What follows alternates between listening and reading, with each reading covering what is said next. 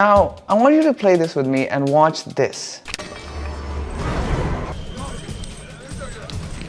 Now, pause for a moment and tell me where you think the person is from. Now, watch this next clip. Look, I only need a few minutes with her. What time does she finish work?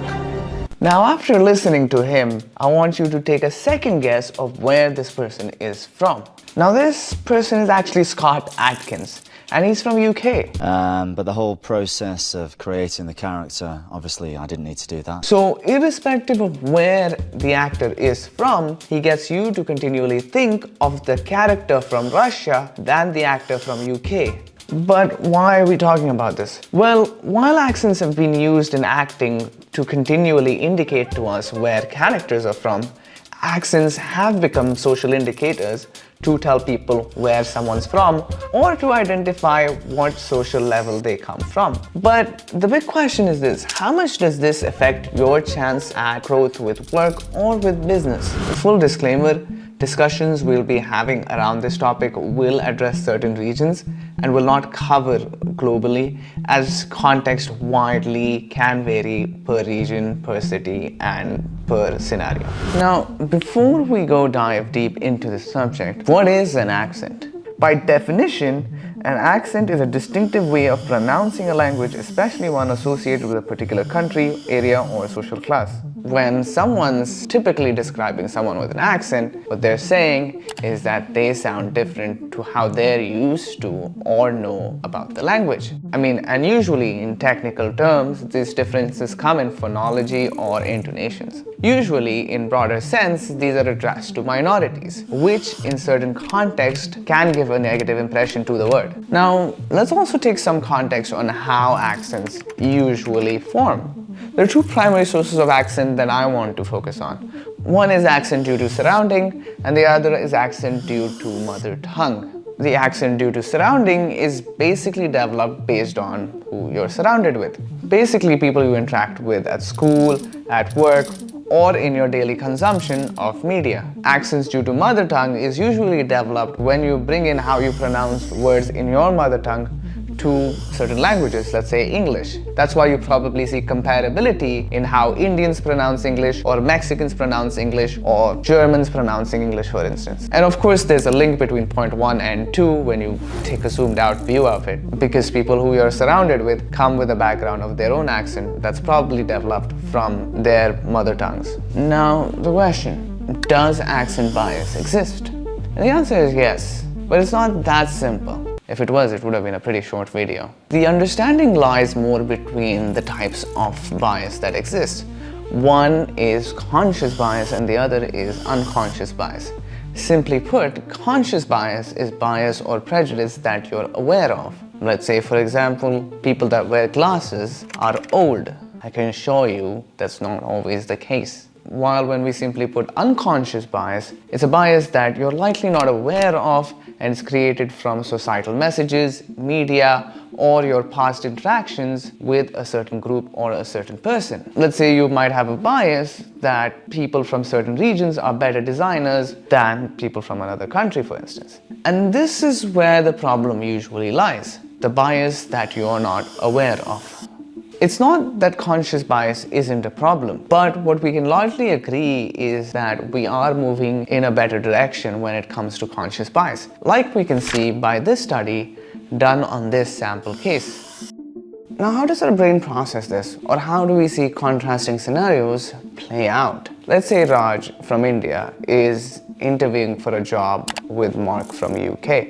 Let's assume that Raj has an accent that's far from what Mark is used to. One of the first things that happens is Mark is likely going to have difficulty processing Raj's words, which means Mark has to apply more cognitive effort in processing what Raj is saying. We could also just imply that Mark isn't able to grasp everything that Raj is saying. The other challenge is Mark's non-familiarity with the accent has also affected his comfort with Raj. The other aspect that comes in is association. Based on Raj's accent, Mark unconsciously might draw associations to things he's heard before, either from the media or with people he's interacted with.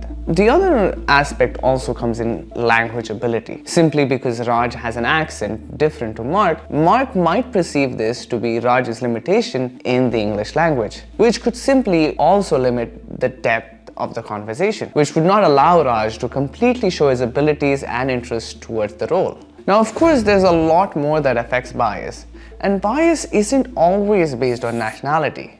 For instance, if you're from UK and you haven't interacted with people from Sussex as much, you might assume that a lot of them sound and behave like this. It's like, I miss you or whatever, and I'm like, you miss me? What am I, your mother? Now, of course, the first step in challenging this is accepting that a problem exists and addressing this more holistically. And there's a lot of work being done to address it. One of them is Accent Bias Britain.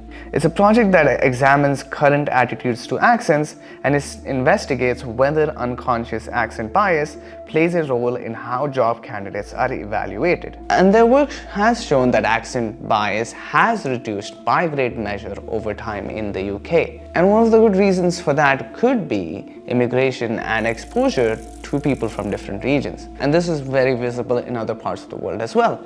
Exposure does reduce bias. For instance, how someone perceives a person with an Indian accent in San Francisco will be very different from other parts of the US, for instance, just because people in San Francisco are already quite well versed with people from India and working with them.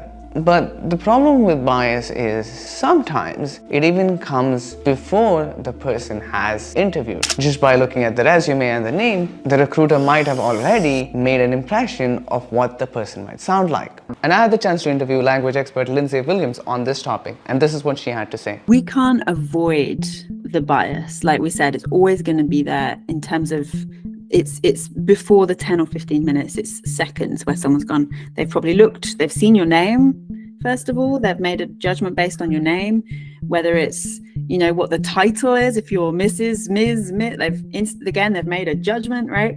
And then they look up and they see you, they've made another judgment. And so by the time that they hear your accent, they've already got an impression, right?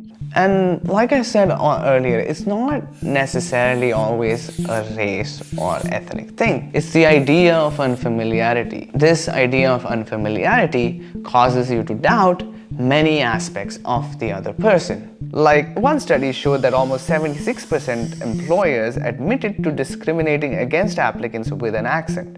The other aspect is trust. Because you tend to be unfamiliar with how the other person sounds, you might not be able to trust that person as much as the person who has a similar accent to yours. And this directly contributes to how you view the person's credibility and ability to deliver on tasks and projects. And like I said before, most of this bias comes under unconscious bias. And it's very difficult to address if the other person isn't aware. But what can someone with an accent in a new place do about it? One of the interesting ways to navigate around this is changing how you articulate. Take a look at this example of Sundar Pichai from his early days.